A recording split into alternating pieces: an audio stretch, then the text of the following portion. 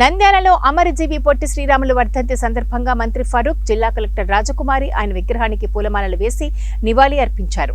ఈ సందర్భంగా కలెక్టర్ రాజకుమారి మాట్లాడుతూ పొట్టి శ్రీరాములు వర్ధంతిని ఆత్మార్పణ దినోత్సవంగా జరపమని ప్రభుత్వం ఆదేశించిందని తెలిపారు.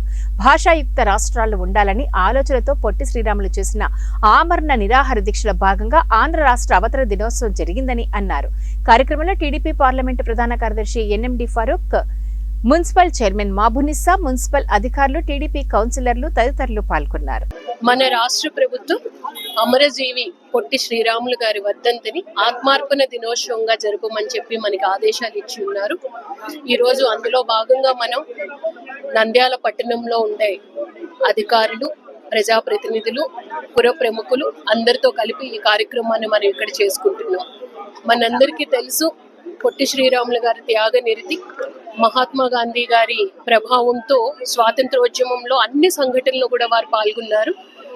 భాషాయుక్త రాష్ట్రాలు ఉండాలి అన్న ఆలోచనతో వారు మనకి ఆమరణ నిరాహార దీక్ష చేపట్టారు. అందులో భాగంగానే మన ఆంధ్ర రాష్ట్ర అవతరణ దినోత్సవం కూడా జరిగింది. కానీ అన్ని రోజులు నిరాహార దీక్ష చేసిన తర్వాత ఈ డిసెంబర్ 15వ తారీఖున వారు పరమపదించడం జరిగింది. కానీ వారి త్యాగ నిరతి వల్లే ఈరోజు రాష్ట్రం ఈ విధంగా ఉంది.